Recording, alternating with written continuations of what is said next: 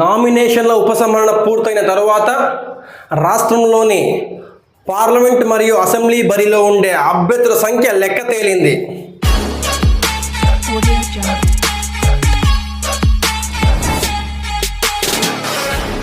So ఒకటి కంటే ఎక్కువ సంఖ్యలో బ్యాలెట్ యూనిట్లు ఉపయోగించాల్సిన అసెంబ్లీ సెగ్మెంట్లు ఏవి, పార్లమెంటు సెగ్మెంట్లు ఏవి అనే విషయాన్ని ఇప్పుడు తెలుసుకుందాం. నంద్యాల పార్లమెంట్ బరిలో మొత్తం మీద నోటాతో కలుపుకుని 32 మంది అభ్యర్థులు పోటీలో ఉన్నారు. ఇందుకు గాను నంద్యాల పార్లమెంట్ పరిధిలో ఉండే ప్రతి అసెంబ్లీ సెగ్మెంట్లోని ప్రతి పోలింగ్ కేంద్రంలో పార్లమెంటుకు సంబంధించి 2 బ్యాలెట్ యూనిట్లు వినియోగించాలి. అలాగే నంద్యాల పార్లమెంట్ పరిధిలో ఉండే నంద్యాల అసెంబ్లీ సెగ్మెంట్లో మొత్తం మీద 29 మంది అభ్యర్థులు పోటీలో ఉన్నారు. ఇందుకు గాను నంద్యాల అసెంబ్లీ సెగ్మెంట్లోని ప్రతి పోలింగ్ కేంద్రంలో అసెంబ్లీకి సంబంధించి 2 బ్యాలెట్ యూనిట్లు ఉపయోగించాలి. మొత్తం మీద నంద్యాల అసెంబ్లీ సెగ్మెంట్ పరిధిలో ఉండే ప్రతి పోలింగ్ కేంద్రంలో పార్లమెంటుకు 2, అసెంబ్లీకి 2 బ్యాలెట్ యూనిట్లు వినియోగించాలి. నంద్యాల పార్లమెంట్ పరిధిలో ఉండే బనగానపల్లె అసెంబ్లీ సెగ్మెంట్లో 29 మంది అభ్యర్థులు పోటీలో ఉన్నారు. ఇందుకు గాను బనగానపల్లె అసెంబ్లీ సెగ్మెంట్లోని ప్రతి పోలింగ్ కేంద్రంలో అసెంబ్లీకి సంబంధించి 2 బ్యాలెట్ యూనిట్లు వినియోగించాలి. మొత్తం మీద బనగానపల్లె అసెంబ్లీ సెగ్మెంట్లోని ప్రతి పోలింగ్ కేంద్రంలో పార్లమెంటుకు 2, అసెంబ్లీకి 2 బ్యాలెట్ యూనిట్లు వినియోగించాలి. నంద్యాల పార్లమెంట్ పరిధిలో ఉండే నందికొట్కూరు అసెంబ్లీ సెగ్మెంట్ పరిధిలో 19 మంది అభ్యర్థులు పోటీలో ఉన్నారు. ఇందుకు గాను నందికొట్కూరు అసెంబ్లీ సెగ్మెంట్లోని ప్రతి పోలింగ్ కేంద్రంలో అసెంబ్లీకి సంబంధించి 2 బ్యాలెట్ యూనిట్లు వినియోగించాలి. మొత్తం మీద నందికొట్కూరు అసెంబ్లీ సెగ్మెంట్లోని ప్రతి పోలింగ్ కేంద్రంలో పార్లమెంటుకు 2, అసెంబ్లీకి 2 వినియోగించాలి. నంద్యాల పార్లమెంట్ పరిధిలోని ఆలగడ్డ అసెంబ్లీ సెగ్మెంట్ బరిలో నోటాతో కలుపుకుని 19 మంది అభ్యర్థులు పోటీలో ఉన్నారు. ఇందుకు గాను ఆలగడ్డ అసెంబ్లీ సెగ్మెంట్లోని ప్రతి పోలింగ్ కేంద్రంలో అసెంబ్లీ నిమిత్తం 2 బ్యాలెట్ యూనిట్లు వినియోగించాలి. మొత్తం మీద ఆలగడ్డ అసెంబ్లీ సెగ్మెంట్లోని ప్రతి పోలింగ్ కేంద్రంలో పార్లమెంటుకు 2, అసెంబ్లీకి 2 వినియోగించాలి. నంద్యాల పార్లమెంట్ పరిధిలో ఉండే శ్రీశైలం అసెంబ్లీ సెగ్మెంట్ బరిలో 19 మంది అభ్యర్థులు బరిలో ఉన్నారు. ఇందుకు గాను శ్రీశైలం అసెంబ్లీ సెగ్మెంట్లోని ప్రతి పోలింగ్ కేంద్రంలో అసెంబ్లీ నిమిత్తం 2 బ్యాలెట్ యూనిట్లు వినియోగించాలి. మొత్తం మీద శ్రీశైలం అసెంబ్లీ సెగ్మెంట్లోని ప్రతి పోలింగ్ కేంద్రంలో పార్లమెంటుకు 2, అసెంబ్లీకి 2 వినియోగించాలి. నంద్యాల పార్లమెంట్ పరిధిలోని డోన్ అసెంబ్లీ సెగ్మెంట్ బరిలో 17 మంది అభ్యర్థులు బరిలో ఉన్నారు. ఇందుకు గాను డోన్ అసెంబ్లీ సెగ్మెంట్లోని ప్రతి పోలింగ్ కేంద్రంలో అసెంబ్లీకి సంబంధించి 2 బ్యాలెట్ యూనిట్లు వినియోగించాలి. మొత్తం మీద డోన్ అసెంబ్లీ సెగ్మెంట్ పరిధిలోని ప్రతి పోలింగ్ కేంద్రంలో పార్లమెంటుకు 2, అసెంబ్లీకి 2 వినియోగించాలి. ఒంగోలు పార్లమెంట్ బరిలో నోటాతో కలుపుకుని 26 మంది అభ్యర్థులు బరిలో ఉన్నారు. ఇందుకు గాను ఒంగోలు పార్లమెంట్ పరిధిలో ఉండే ప్రతి అసెంబ్లీ సెగ్మెంట్లోని ప్రతి పోలింగ్ కేంద్రంలో పార్లమెంటు నిమిత్తం 2 బ్యాలెట్ యూనిట్లు వినియోగించాలి. ఒంగోలు పార్లమెంట్ పరిధిలోని ఒంగోలు అసెంబ్లీ సెగ్మెంట్లో 27 మంది అభ్యర్థులు బరిలో ఉన్నారు. ఒంగోలు అసెంబ్లీ సెగ్మెంట్లోని ప్రతి పోలింగ్ కేంద్రంలో అసెంబ్లీ నిమిత్తం 2 బ్యాలెట్ యూనిట్లు వినియోగించాలి. మొత్తం మీద ఒంగోలు అసెంబ్లీ సెగ్మెంట్లోని ప్రతి పోలింగ్ కేంద్రంలో పార్లమెంటుకు 2, అసెంబ్లీకి 2 వినియోగించాలి. ఒంగోలు పార్లమెంట్ పరిధిలోని గిద్దలూరు అసెంబ్లీ సెగ్మెంట్లో 22 మంది అభ్యర్థులు బరిలో ఉన్నారు. ఇందుకు గాను గిద్దలూరు అసెంబ్లీ పరిధిలోని ప్రతి పోలింగ్ కేంద్రంలో 2 అసెంబ్లీ బ్యాలెట్ యూనిట్లు వినియోగించాలి.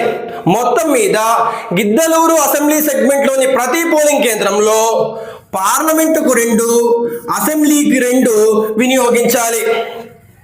ఒంగోలు పార్లమెంట్ పరిధిలోని మార్కాపురంలో 28 మంది అభ్యర్థులు బరిలో ఉన్నారు. ఇందుకు గాను మార్కాపురం అసెంబ్లీ సెగ్మెంట్లోని ప్రతి పోలింగ్ కేంద్రంలో అసెంబ్లీకి సంబంధించిన 2 బ్యాలెట్ యూనిట్లు వినియోగించాలి.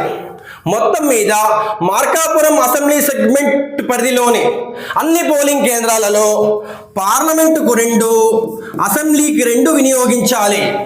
ఒంగోలు పార్లమెంట్ పరిధిలోని ఒంగోలు, గిద్దలూరు, మార్కాపురం మినహా మిగిలిన అసెంబ్లీ సెగ్మెంట్లలోని అన్ని పోలింగ్ కేంద్రాలలో పార్లమెంటుకు సంబంధించి 2 బ్యాలెట్ యూనిట్లు, అసెంబ్లీకి సంబంధించి 1 బ్యాలెట్ యూనిట్ వినియోగించాలి.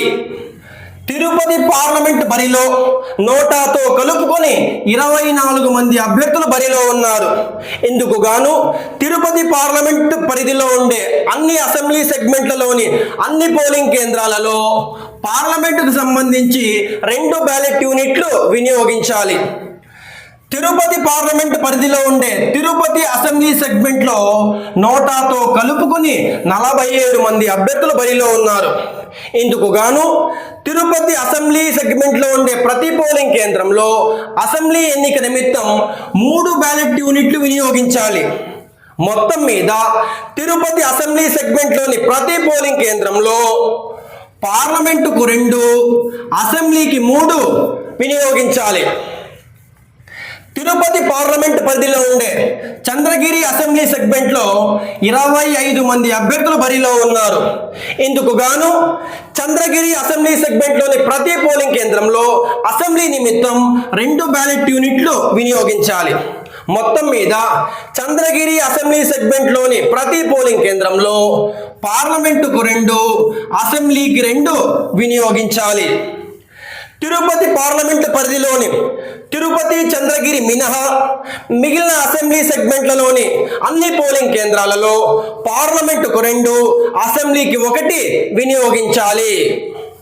గుంటూరు పార్లమెంట్ బరిలో నోటాతో కలుపుకొని 31 మంది అభ్యర్థులు బరిలో ఉన్నారు. ఇందుకు గాను గుంటూరు పార్లమెంట్ పరిధిలో ఉండే అన్ని అసెంబ్లీ సెగ్మెంట్లలోని అన్ని పోలింగ్ కేంద్రాలలో పార్లమెంట్ ఎన్నిక నిమిత్తం 2 పార్లమెంట్ బ్యాలెట్ యూనిట్లు వినియోగించాలి. గుంటూరు పార్లమెంట్ పరిధిలో ఉండే గుంటూరు వెస్ట్ అసెంబ్లీ సెగ్మెంట్ బరిలో 29 మంది అభ్యర్థులు బరిలో ఉన్నారు. ఇందుకు గాను గుంటూరు వెస్ట్ అసెంబ్లీ సెగ్మెంట్లోని ప్రతి పోలింగ్ కేంద్రంలో అసెంబ్లీ ఎన్నిక కొరకు 2 బ్యాలెట్ యూనిట్లు వినియోగించాలి. మొత్తం మీద గుంటూరు వెస్ట్ అసెంబ్లీ సెగ్మెంట్లోని ప్రతి పోలింగ్ కేంద్రంలో పార్లమెంటుకు గాను 2, అసెంబ్లీకి గాను 2 వినియోగించాలి. గుంటూరు పార్లమెంట్ పరిధిలోని మంగళగిరి అసెంబ్లీ సెగ్మెంట్ బరిలో 41 మంది అభ్యర్థులు బరిలో ఉన్నారు. ఇందుకు గాను మంగళగిరి అసెంబ్లీ సెగ్మెంట్లోని ప్రతి పోలింగ్ కేంద్రంలో అసెంబ్లీ ఎన్నిక నిమిత్తం 3 బ్యాలెట్ యూనిట్లు వినియోగించాలి. మొత్తం మీద మంగళగిరి అసెంబ్లీ సెగ్మెంట్లోని ప్రతి పోలింగ్ కేంద్రంలో పార్లమెంటుకు గాను 2, అసెంబ్లీకి 3 వినియోగించాలి. గుంటూరు పార్లమెంట్ పరిధిలోని గుంటూరు వెస్ట్, మంగళగిరి మినహా మిగిలిన అసెంబ్లీ సెగ్మెంట్లలో పార్లమెంటుకు 2, అసెంబ్లీకి 1 వినియోగించాలి. విజయవాడ పార్లమెంట్ బరిలో నోటాతో కలుపుకొని 18 మంది అభ్యర్థులు పోటీలో ఉన్నారు. ఇందుకు గాను విజయవాడ పార్లమెంట్ పరిధిలో ఉండే ప్రతి అసెంబ్లీ సెగ్మెంట్లోని ప్రతి పోలింగ్ కేంద్రంలో పార్లమెంట్ ఎన్నిక నిమిత్తం 2 బ్యాలెట్ యూనిట్లు వినియోగించాలి. విజయవాడ పార్లమెంట్ పరిధిలో ఉండే విజయవాడ సెంట్రల్ అసెంబ్లీ సెగ్మెంట్ బరిలో 21 మంది అభ్యర్థులు బరిలో ఉన్నారు.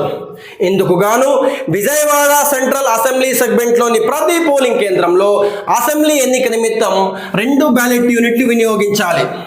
మొత్తం మీద విజయవాడ సెంట్రల్ అసెంబ్లీ సెగ్మెంట్లో పార్లమెంటుకు 2, అసెంబ్లీకి 2 వినియోగించాలి. విజయవాడ పార్లమెంట్ పరిధిలో ఉండే విజయవాడ సెంట్రల్ అసెంబ్లీ సెగ్మెంట్ మినహా మిగిలిన అన్ని అసెంబ్లీ సెగ్మెంట్లలోని అన్ని పోలింగ్ కేంద్రాలలో పార్లమెంటుకు 2, అసెంబ్లీకి 1 వినియోగించాలి. అనంతపురం పార్లమెంట్ బరిలో నోటాతో కలుపుకొని 22 మంది అభ్యర్థులు పోటీలో ఉన్నారు.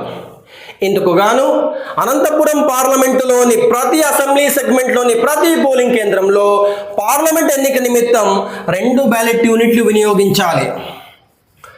అనంతపురం పార్లమెంటు పరిధిలోని తాడిపత్రి అసెంబ్లీ సెగ్మెంట్ బరిలో 19 మంది అభ్యర్థులు పోటీలో ఉన్నారు. ఇందుకు గాను తాడిపత్రి అసెంబ్లీ సెగ్మెంట్లోని ప్రతి పోలింగ్ కేంద్రంలో అసెంబ్లీ ఎన్నిక నిమిత్తం 2 బ్యాలెట్ యూనిట్లు వినియోగించాలి. మొత్తం మీద తాడిపత్రి అసెంబ్లీ సెగ్మెంట్లోని ప్రతి పోలింగ్ కేంద్రంలో పార్లమెంటుకు 2, అసెంబ్లీకి 2 వినియోగించాలి. అనంతపురం పార్లమెంటు పరిధిలోని తాడిపత్రి అసెంబ్లీ సెగ్మెంట్ మినహా మిగిలిన అన్ని అసెంబ్లీ సెగ్మెంట్లలో పార్లమెంటుకు 2, అసెంబ్లీకి 1 వినియోగించాలి. కర్నూలు పార్లమెంటు బరిలో నోటాతో కలుపుకొని 19 మంది అభ్యర్థులు బరిలో ఉన్నారు. ఇందుకు గాను కర్నూలు పార్లమెంట్ పరిధిలోని ప్రతి అసెంబ్లీ సెగ్మెంట్లోని ప్రతి పోలింగ్ కేంద్రంలో పార్లమెంట్ ఎన్నిక నిమిత్తం 2 బ్యాలెట్ యూనిట్లు వినియోగించాలి. కర్నూలు పార్లమెంట్ పరిధిలోని కర్నూలు అసెంబ్లీ సెగ్మెంట్లో నోటాతో కలుపుకొని 26 మంది అభ్యర్థులు బరిలో ఉన్నారు. ఇందుకు గాను కర్నూలు అసెంబ్లీ సెగ్మెంట్లోని ప్రతి పోలింగ్ కేంద్రంలో అసెంబ్లీ ఎన్నిక నిమిత్తం 2 బ్యాలెట్ యూనిట్లు వినియోగించాలి.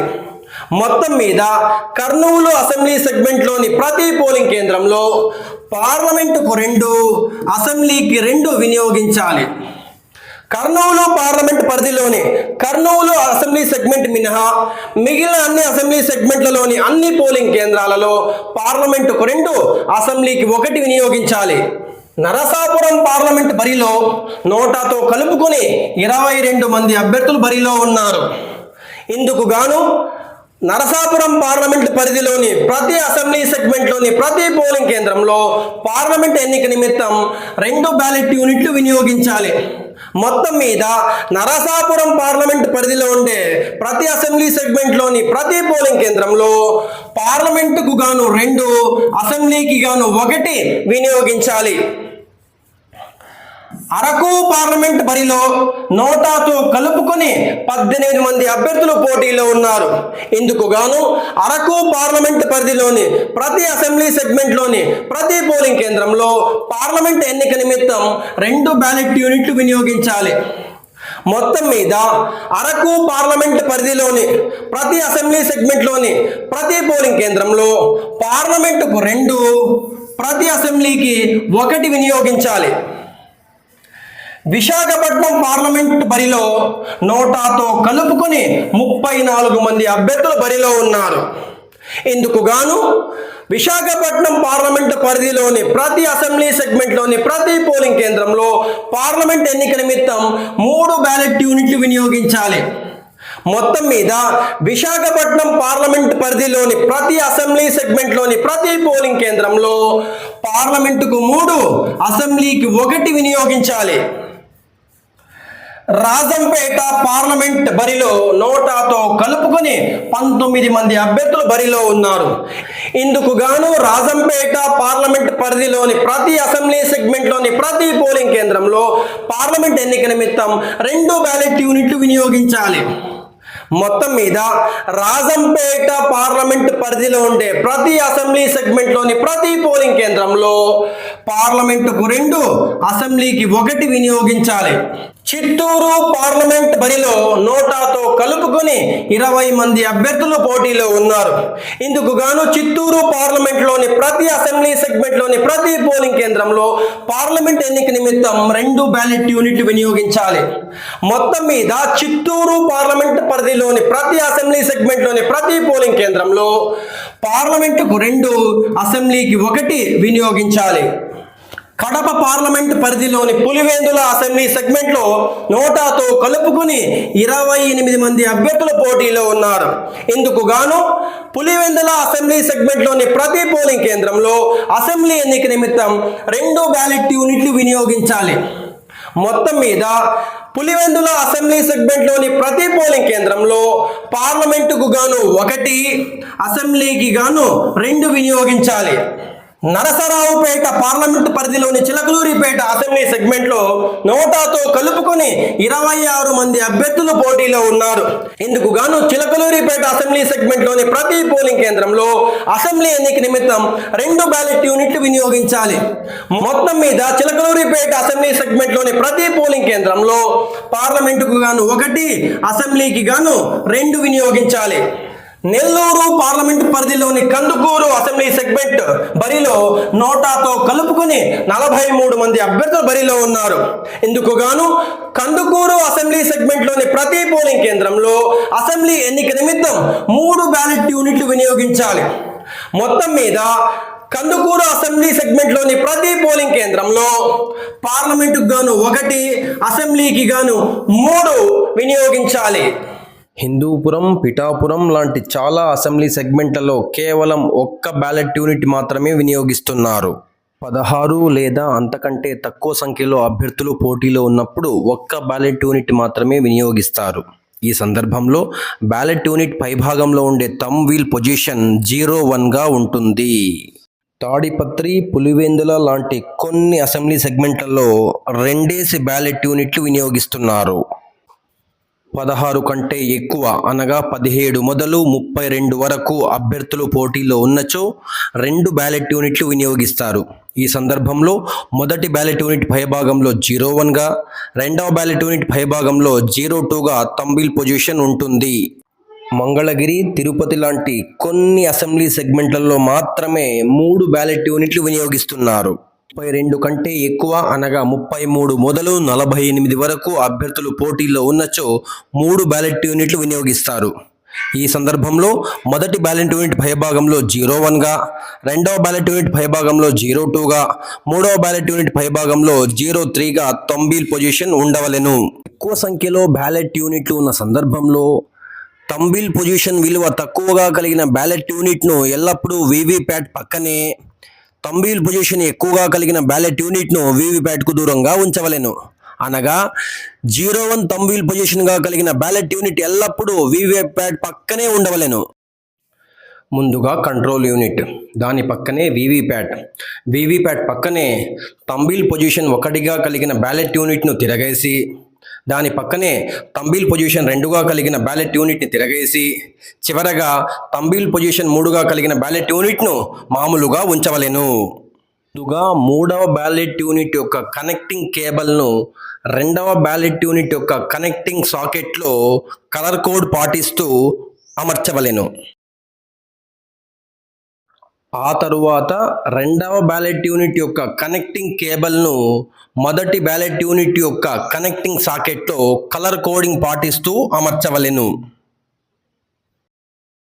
ఆ తరువాత మొదటి బ్యాలెట్ యూనిట్ యొక్క కనెక్టింగ్ కేబుల్ను వీవీప్యాట్ యొక్క కనెక్టింగ్ సాకెట్లో కలర్ కోడింగ్ పాటిస్తూ అమర్చవలెను. చివరగా వీవీప్యాట్ యొక్క కనెక్టింగ్ కేబుల్ను కంట్రోల్ యూనిట్ యొక్క కనెక్టింగ్ సాకెట్లో కలర్ కోడింగ్ పాటిస్తూ అమర్చవలెను.